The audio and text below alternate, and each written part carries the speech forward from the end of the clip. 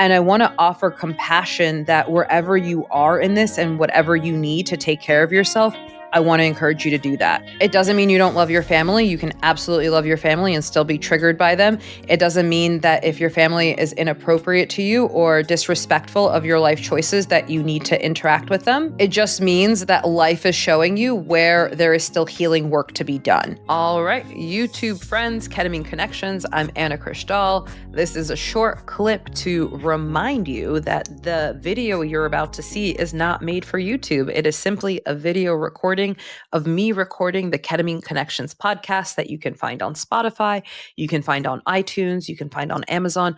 Honestly, pretty much anywhere you listen to podcasts, Ketamine Connections is there. And we want to get it on YouTube because we have all of this amazing video. Some of you are really enjoying watching me record this. So that is what this video is. It's not designed for YouTube. And I hope you enjoy. And please let me know below in the show notes if you're liking this format, because we want to do the things that you like, the things that help you and really serve you, because this is really for you.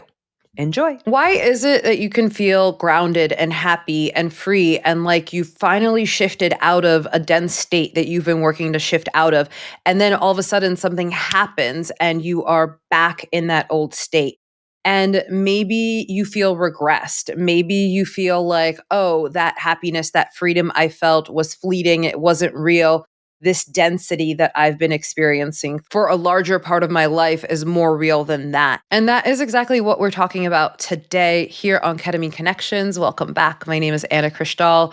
At the airing of this episode, it is the Wednesday right before a very popular US holiday, Thanksgiving. This is a holiday that brings family together a lot of times, whether it is chosen family or family of origin. And I know a lot of people need support around this time. And so we're going to get into it today. We're going to get into a really common experience where you are feeling so free, so healed, so enlightened. And then you go spend some time with your family and you are maybe like I did one time, slamming doors, stomping your feet, and feeling really regressed to a younger, unhealed version of yourself. We're going to normalize that experience. We're going to expand on how healing is not a linear path. And so normalizing that sometimes it's 2 steps forward, 1 step back, or 5 steps backward to go 2 steps forward.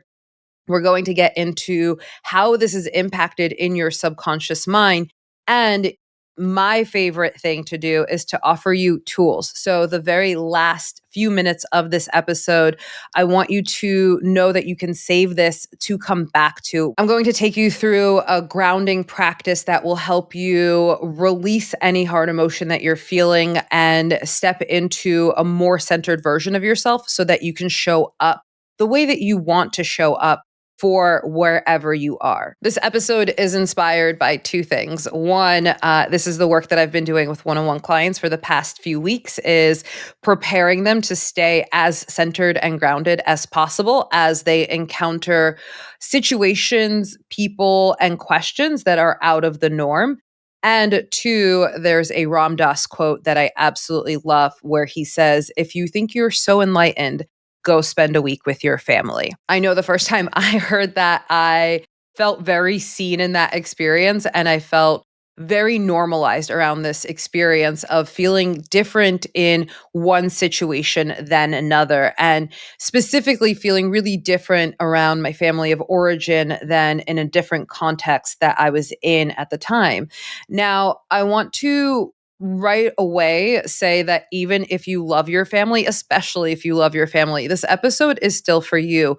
I know there's a lot of people out there that are estranged from your family. I know that the state of the world, the state of the country, the state of algorithms has us feeling more disconnected than ever from our people, from our family of origin. And this episode is still for you, regardless of whether you have positive feelings or negative feelings, whether you are talking to your family or not. There is something for you in this episode. I'm always a fan of taking the space that you need to take care of yourself. And the thing to remember that often comes up in this work is that avoiding your triggers is not healing. This doesn't mean you need to perpetuate toxic dynamics. It doesn't mean you need to talk to anyone that is genuinely not good for your well-being, but it does mean that you get to do the work to deactivate the triggers that has you activated around a certain topic or a certain dynamic. Because what the world needs now more than anything is that it needs us to be regulated, it needs us to be in our power, and it needs us to speak from that grounded, centered, powerful place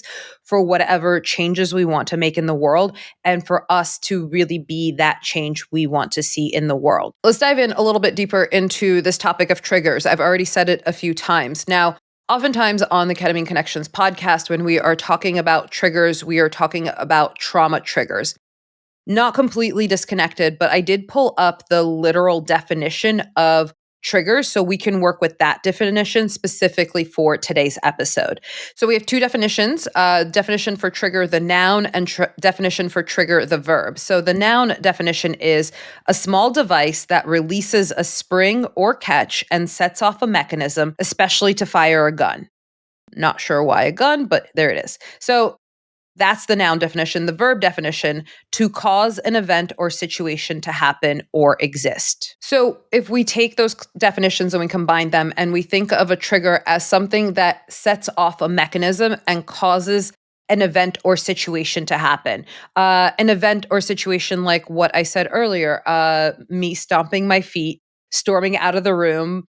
I can't remember, but maybe I slammed the door. I don't know for sure. And those are just sample go-to responses to feeling activated, to having this spring go off and the response to that button being pushed happening. Now, if we think of these mechanisms, these triggers as buttons, well, your family of origin literally installed these buttons. They installed them so they know how to hit the bullseye with a higher success rate than anything else in your life. It's common for this to feel like a regression. That's what a lot of my clients say when this happens to them. And I assure you that it's not a regression because the healing path is not linear. So for it to be a regression, it would mean that you were in point A, you went to point B, and now you're back at point A. And that's not the entire truth. When these mechanisms are set off and you respond in a way that is familiar, it is a reminder of something that has yet to be dealt with. It's a reminder where the wound is still fresh, and it's a reminder that there is still work to be done in that area. The way that I explain this to all of my clients is we talk about a spiral staircase of healing. Now, when you are standing on the second floor, looking at a certain vantage point on the spiral staircase, you have a certain view that is maybe closer to that, whatever you're looking at. And as you begin to walk the spiral staircase, then say now you're on the 5th floor or the 100th floor. It's not even really totally important which number floor you're on, but you're looking at the same situation from a different vantage point, which changes what you look at. In fact, even being able to view a response that you had that was probably at one time involuntary and automatic, and you're looking at it going, oh, actually, I could have responded differently, or I would have liked to respond differently. Never that you should have responded differently. Should is a dirty word. We don't go there. But rather, oh, wow, I had an option and I chose one that was old, that was unskilled, that isn't really how I want to show up in the world. That difference alone is already showing that you have made strides and that the mechanism that feels familiar is still something that has created space around it. This doesn't mean that you're not getting better. In fact, it actually means that you are probably further along than you may consider. Go back and listen to episode 68. Casey Dubrovic and I talk more about how the path is not linear and how it is common, and we really want to normalize that there are times where you're going to feel worse before you feel better. And that doesn't mean you're not getting better as a whole. Something that I work with clients a lot on is this concept of becoming unfuckwithable, right? Meaning that you're not able to be as activated, as triggered as you were previously. Now, if that's the journey that you're on, to get real and honest that life is always going to life, that the purpose of this work is not to create an easier life that is more sunshine and rainbows and butterflies, but rather to be able to walk through the storms of life, knowing that you have an umbrella, that you have a raincoat, that you have lots of tools to support you rather than just drowning in the storm. Wishing for an easy existence is unattainable and not real.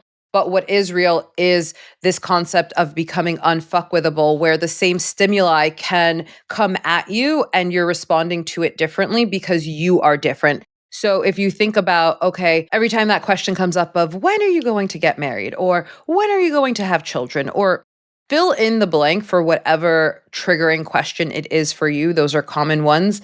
The first few times you hear that question or the first few times you experience this uncomfortable situation, you're on that second floor, you're closer to it and you're viewing it really close up. Eventually, you're on the 100th floor and it's not a beast right there in your face. It's more like a fly or a mosquito that flies by. And you're like, oh, yeah, that old question. That used to really suck. Now I'm just grounded in my truth. I can respond from an even place and I don't need to go on this journey of feeling activated, triggered, and feeling regressed in my healing because now I'm grounded in my truth and I can respond from this grounded place. I don't know about you, but I have not yet run out of being asked dumb questions in the world. They are subjectively dumb to me. I'm sure the person asking them feels like it's a very intelligent and reasonable question. To me, it sounds imposing, it sounds offensive, whatever it is. And I don't live in a reality where I think those questions are going to stop, but rather I live in a reality where I take responsibility for my nervous system, for my triggers. And I recognize that the only thing I can control is me, not the way that the world approaches me. It's up to you to set up the conditions for you to feel better, even if that means taking yourself out of a situation, but taking yourself out of it from a grounded, empowered place, not from a finger pointing, storming out of the room place. And for those that don't know, Ram Dass is an amazing spiritual teacher who brought a lot of Eastern teachings to the West. And this is a very common quote of his. If you think you're so enlightened, go spend a week with your family. I want to normalize how difficult this can be. I want to normalize that it can take several rounds, maybe years, for you to get to a place where you're completely deactivated from all of these triggers.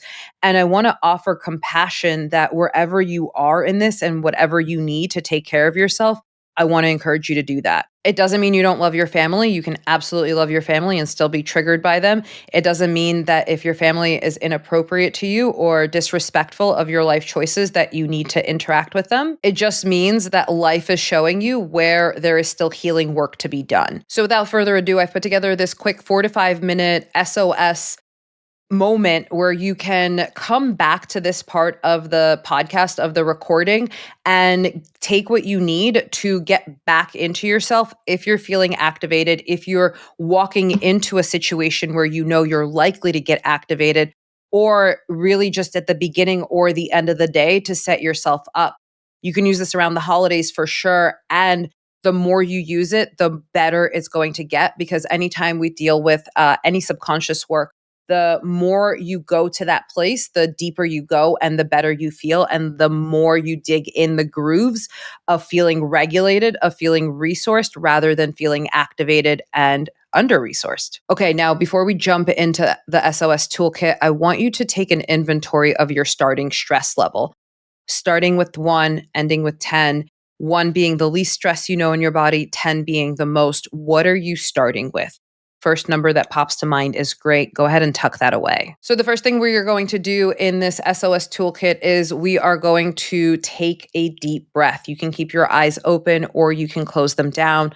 Follow along. Take a big breath in through the nose. Exhale, let it go. You can keep the eyes closed or you can open them. You're going to take your dominant hand and you're going to tap the pinky side edge of your non-dominant hand. This is the karate chop point. This is a technique called EFT, emotional freedom technique. It is powerful. It is amazing. And as you tap the karate chop point, take another big breath in through the nose. Exhale, let it go. Good. And repeat either silently or out loud after me. Even though I'm feeling activated, I'm here to take a breath. Even though I'm feeling a lot of feelings right now, I know that I can control my breath, and that is a big part of how I get to show up right now. Even though the situation feels hard, I can be gentle with myself. And even if I'm triggered or about to be triggered, I choose to feel safe. I choose to see how I'm growing. I choose grace. I choose compassion. I choose to fully and completely love and accept and forgive myself. Big breath in, bigger breath out. You can release the tapping now, and we'll just do some down regulating breaths. So exhale all of the air out of your nose and inhale for a count of 1, 2, 3, 4. Hold the breath. Exhale 6, 5, 4, 3, 2, 1. Hold the breath. Inhale 1, 2, 3, 4. Hold 2, 3. Exhale 6, 5, 4, 3, 2, 1. Hold 2, 3. Inhale 1, 2, 3, 4. Hold 2, 3. Exhale 6, 5, 4, 3, 2, 1. Hold 2, 3. Inhale, hold, exhale,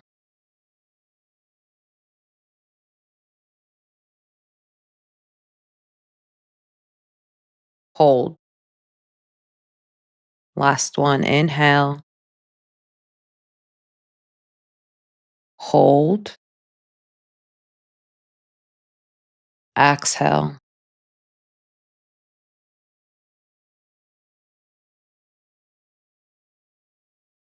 hold.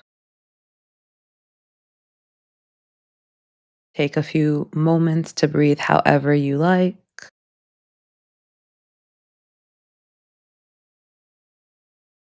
Good. And then cross your hands over your chest. So, right hand on left shoulder, left hand on right shoulder, and just begin tapping back and forth. These are called butterfly taps. And just cross your arms and tap left and right and left and right and left and right and right and left. And maybe as you tap, you remember that you're safe, that you are growing out of old patterns, and that even just taking a few moments to do this is regaining choice in how you show up. Pause the tapping, big breath in, bigger breath out. Good. And then just shake your hands out. Shake, shake, shake. Yeah, just releasing the wrist, releasing the finger. Shake, shake, shake the hands. And release the hands down. Take another big breath in. Bigger breath out. Good. Keeping the eyes closed for a moment, I want you to imagine a point about 10 to 14 inches right above the crown of your head. And I want you to imagine that it's almost like a fountain and it's dripping an egg shaped protective layer around you. And that meets at a point that's about 10 to 14 inches below your feet. And so just taking a moment to imagine this bubble egg veil shape forming around you. It's covering you on all sides, 365 degrees around you. Good. Take a big breath in. Bigger breath out. Good. And just taking a moment to rid this bubble, this egg shaped bubble, of any unwanted emotion, releasing any anger, any blame, any shame, anything at all that keeps you from feeling soft and safe and grounded. Good. Take a big breath in, bigger breath out. And imagining the walls, the barrier, the veil of this egg shaped bubble just hardening a little bit. Hardening so that anything that serves your highest and greatest good, anything that serves your evolution, your integration, your growth can get in. But if there's anything denser than that, it's going to just bounce right off the barrier of that bubble.